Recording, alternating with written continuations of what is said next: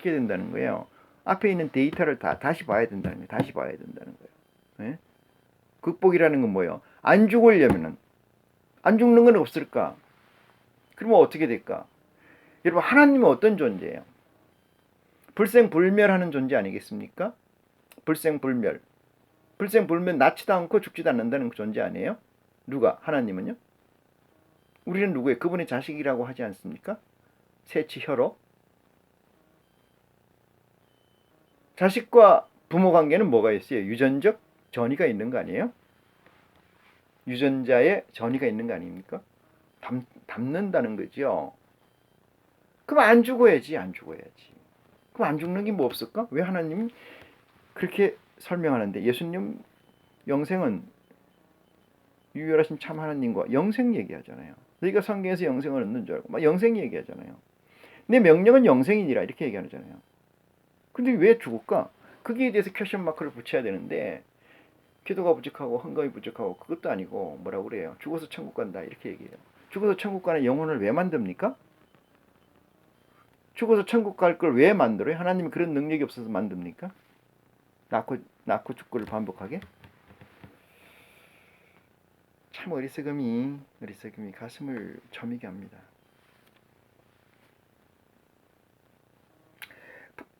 소리질러 가로되 주 다윗의 자손이여 나를 불쌍히 여기소서. 내 딸이 이렇게 지금 설명하는 이 여자가, 가나안 여자가, 내 딸이 귀신 들렸나이다 이렇게 얘기해요. 이 귀신이라는 건 세상의 보석에 빠졌다 이 뜻입니다. 세상의 보석, 세상의 보석, 세상의 보화, 세상에 주체되는 것에 빠졌다 이 말이에요. 그게 귀신 들린 거죠. 여러분, 병이라는 건 정상에서 벗어난 상태가 병이지 않습니까? 그럼 정상이 뭐예요? 하나님이 정상 아니겠습니까? 하나님이 온전함 아니겠어요? 거기서 벗어난 건 다 병이라는 거예요. 그럼 병은 뭘 가지고 와요? 죄에서 가져오는 거 아니겠어요? 죄가 있기 때문에 병이 온다. 성경적 해석이지 않습니까? 죄가 있기 때문에 죽는다는 거 아니에요? 사망이 있다는 거 아닙니까? 그럼 사망을 극복한 자가 누구예요? 그리스도잖아요. 그리스도는 세상을 이겼노라 이런 거 아니겠어요? 이 세상에선 사망이 지배했는데 이 세상을 지배하고 넘고 이겼다. 이게 누가? 그리스도께서. 그걸 여러분 고백하지 않습니까? 그 세상을 이기는 메시지, 세상을 이기는 그 핵심 알고리즘이 무엇인가에 대해 궁금하지 않습니까? 아니, 그런 관계 없다고요. 예, 천국은 아무나 들어가는 게 아닌 것 같습니다. 아무나 부를 수 있고, 아무나 이야기할 수 있고, 아무나 들어가는 것처럼 신용은 할 수 있어도 정말로 천국에 들어가는 건 아무나 들어가는 게 아니라는 사실을 이 시간을 통해서 또 한 번 확증합니다. 귀신 들렸나이다 이랬어요. 이 귀신 들렸다는 건 정상과 비정상, 환자와 정상인의 관계 설정을 이해하는 거고 아는 거고 파악하는 거죠. 내가 병이 걸렸는지 안 걸렸는지 모르는 사람이면 어떻게 돼요? 정상이 아닌 거 아니겠어요?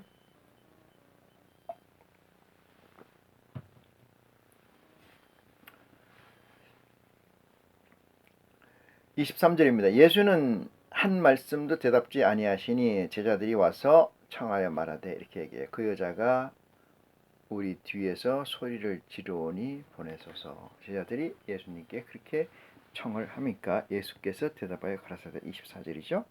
나는 이스라엘 집의 잃어버린 양 외에는 다른 데로 보낸심을 받지 아니하였노라 하신대 이랬어요. 이 말씀이 대단히 중요한 말씀이죠. 왜 그러냐면은 예수님이 그 가나안 여자가 그 가나안이란 땅의 경계점이라는 건 뭐예요? 우리가 그 유대인과 비유대인을 얘기합니다만 유대인 쪽에서 보면 비유대인을 통칭해서 이방인이라고 그러죠. 그 경계점에서 얘기해요. 경계점에서 이방인과 이방인이 되지 않는 것은 지리적으로 선을 그었는 땅을 얘기하는 거 아니에요. 지금까지 유대인과 유대인이 아닌 거, 비유대인, 그러니까 하나님의 백성과 하나님의 백성이 아닌 거, 하나님의 아들과 하나님의 아들이 아닌 것의 경계점은 지리학적으로 땅에서 있는 게 아닙니다. 마음의 경계점이고 인식의 경계점이고 행위의 경계점이라는 사실을 명심하면서 예수님은 이렇게 얘기해요. 나는 이스라엘 집을 잃어버린 양 외에는 이랬어요. 이스라엘이 있고 그 이스라엘 집에서 잃어버린 양이 있었다는 거죠. 그래서 새 이스라엘, 예루살렘을 얘기하는 거예요. 자, 이스라엘 집을 잃어버린 양. 이 이스라엘 집은 어디냐면 보좌를 얘기합니다. 보좌. 그럼 보좌는 어디냐? 하나님이 계시는 곳 아니겠어요? 하나님이 계시는 곳에서 양이 있었는데, 양으로 비유되는 존재가 있었는데 이 양을 잃어버렸다는 거예요. 그럼 잃어버린 역사가 과거잖아요. 과거에 있었다는 거 아니겠어요? 그럼 과거에 어느 시점에 있었나 궁금하지 않습니까? 하나님이 언제 이스라엘 집이 있었고 이스라엘 집에서 양이 있었는데 그 양을 잊어버렸다. 그런 사실이 전제되어 있는 거 아니겠어요? 감춰져 있는 얘기 아니겠어요? 잃어버린 집 양 외에는 다른 데로 보내심을 받지 아니하였노라. 이 얘기는 무슨 얘기예요? 하나님께서 아버지께서 내게 주신 자는 하나도 잃어버리지 않고 다 구원했다고 얘기하는 것은 12보좌를 얘기하는 거예요. 12보좌. 12보좌는 어느 보좌요? 하나님 보좌 중에 보좌죠. 보좌 중에 보좌라니까 보좌 중에 제일 키가 되는 보좌가 아니고 보좌 가운데 보좌의 뜻입니다. 하나님의 보좌는 좌우 두 보좌, 하나님 자체 보좌도 있고요. 좌우 두 보좌 있고 내생물까지 들어가는 보좌가 있고 7영에 들어가는 보좌가 있고 12보좌가 들어가는 보좌가 있고 많죠. 그건 제가 써놓은 시간값의 제로 거기에 상세히 나와 있습니다만은 그 보좌에서 이스라엘 집을 얘기하는 거고 이스라엘 집이 골 보좌라고 해석을 하고요. 거기에서 잃어버린 적이 있는데 그것은 에덴 동산이라고 해석이 됩니다. 그 잃어버린 양 외에는 가지 말라고 명명돼 있다. 이런 얘기예요. 누구한테? 아버지가 나한테, 예수 그리스도한테 이 얘기예요. 그러니까 예수 그리스도의 사역이 잃어버린 양을 찾는 일이다. 이렇게 해석이 되죠. 잃어버린 양을 찾는 일 외에는 다른 일이 없다는 거예요. 그 마태복음 7장에 좁은 문으로 들어가라고 얘기한 게 그 얘기가 아니겠어요? 좁은 문이라는 건 뭐예요? 그러면 딱 정해져 있는 숫자가 정해져 있는 양이 있고 그 정해져 있는 양 외에는 구원할 목적이 없다는 거예요. 누가? 아버지께서는. 여기서 구원이라는 얘기는 하늘에 있는 그 나라가 있다면 그 나라에서 규정된 상위 카테고리에서 그게 들어가는 범주적 수요를 얘기하는 거예요. 양 외에는 다른 데로 보내심을 받지 아니하였노라 하신데 여자가 아까 얘기했죠. 이 여자는 정상과 비정상, 환자와 비환자의 사이를 구분지어서 판단하는 여자지요. 판단하는 여자. 자기 딸이 맞죠? 자기 딸이 말이죠. 귀신이 들렸다고 얘기하고 이 귀신은 자기는 아무리 얘기해도 못 건치는 상황이 아니겠느냐는 것이 아마 미루어 짐작이 됩니다. 그래서 다윗의 자손한테 부탁을 하는 거죠. 좀 복잡성이고 이 복잡한 그 시츄에이션이 있긴 합니다만은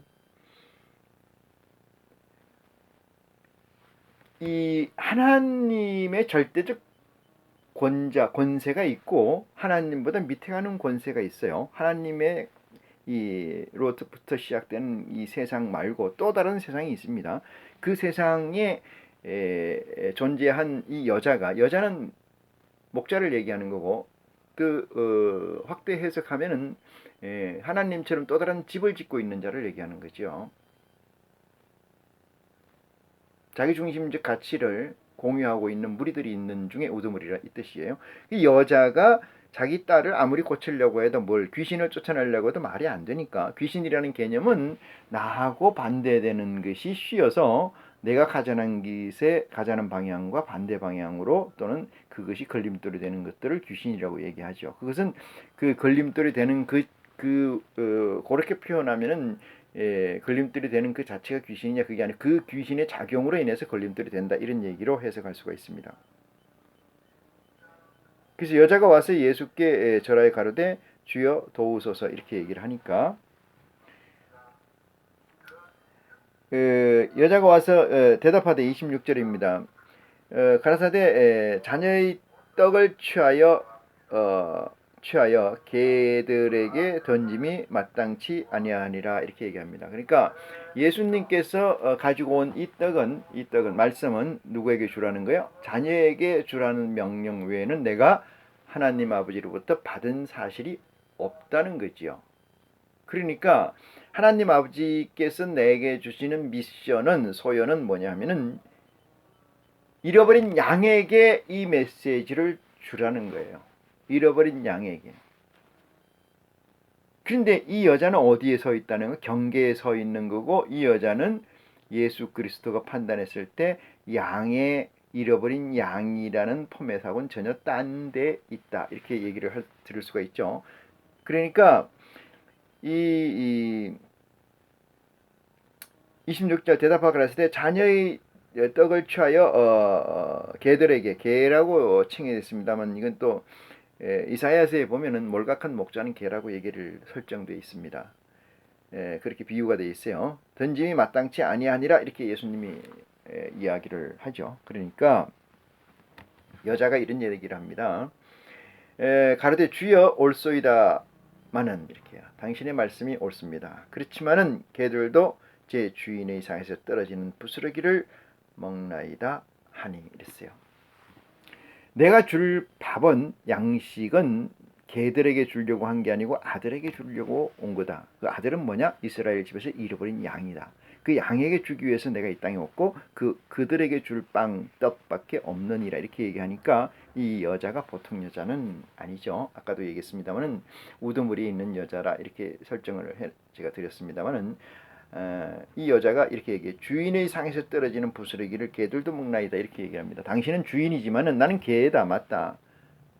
개다. 인정하는 거 아니겠습니까? 떨어지는 게 있으면 나를 허락하라 이런 얘기예요. 내게 주라 이런 얘기죠. 넘치는 걸 내게 주라.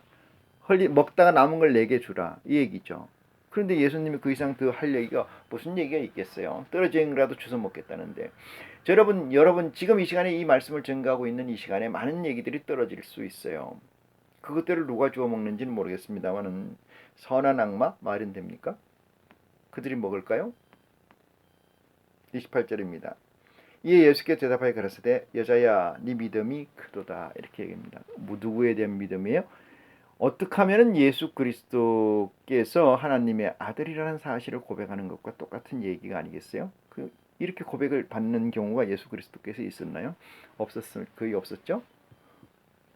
이 여자도 하나님이 주신 시츄에이션이긴 하겠습니다만은 믿음이 커도다 네 소원대로 되리라 이렇게 얘기합니다. 허락을 하신 거죠. 네 소원대로 되리라 허락하신 거예요. 이렇게 보면은 경계에 있든 이방인에 있든 어디에 있든 그것은 신호는 묻지 않아요. 믿음의 큰 분량만큼의 가치가 하나님의 양식이 다다른다 이런 걸 볼 수가 있습니다. 네 소원대로 되리라 하시니 그 시로부터 그의 딸이 나으니라. 제가 말씀을 드렸습니다.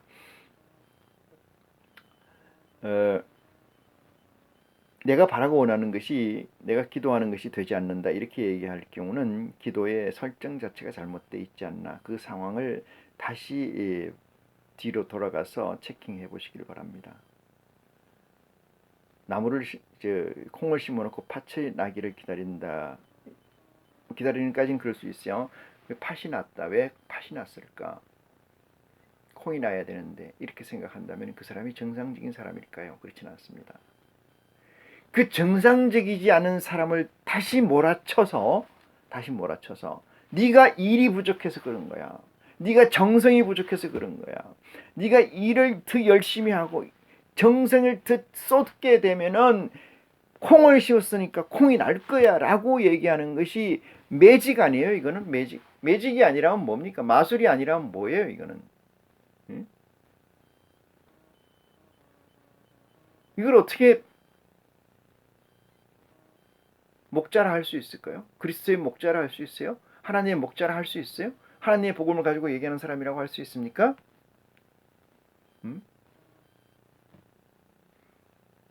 너무나 한심스럽지 않습니까?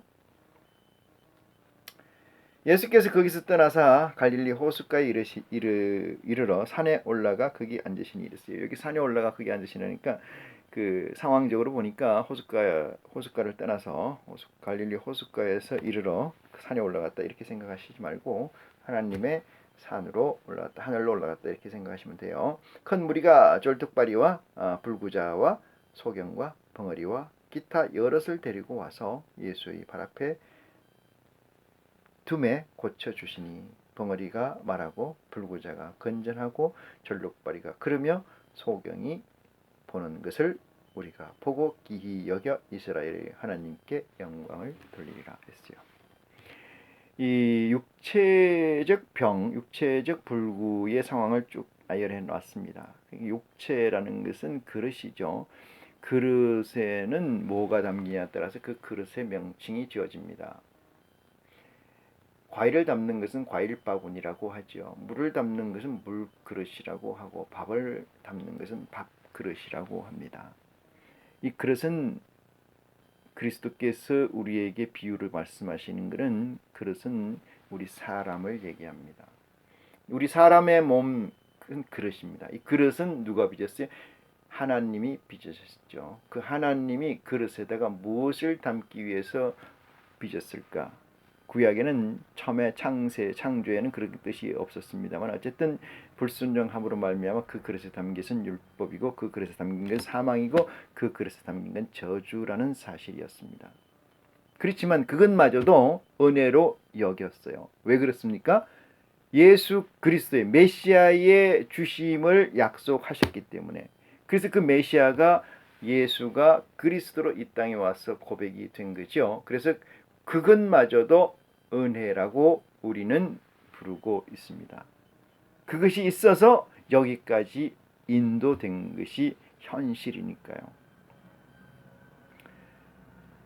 여기에서 절름발이, 눈 봉사, 중풍 들린 자, 손 마른 자, 모든 것들은 무엇을 얘기하냐면 그 그릇에 담긴 것을 얘기합니다. 그 그릇에 담긴 것이 잘못 담겼기 때문에 그 행위가 어떻게 된다는 거예요?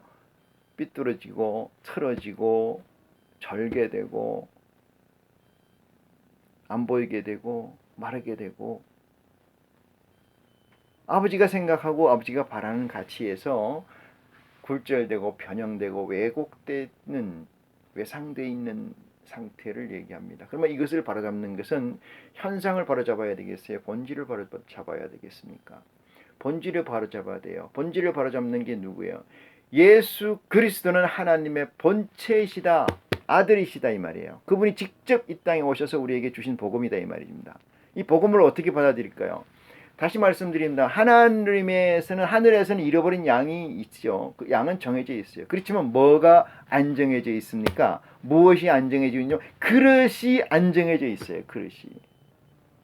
그 하늘에 있는 보좌들은 포맷되어 있는 영들은 어떠한 그릇에 담겨야 되는데 그 그릇이 안 정해져 있다 이 말입니다.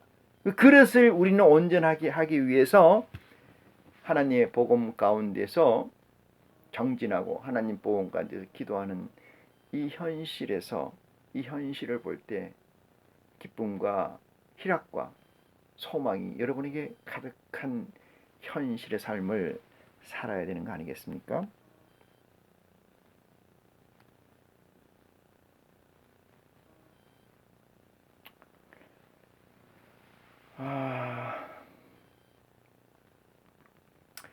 그 다음에 이어지는 말씀은 오병이어의 기적이 다시 일어나는 거고 오병이어의 기적은 조금 요 앞에 메시지에서 증거해 드린 바가 있습니다. 그래서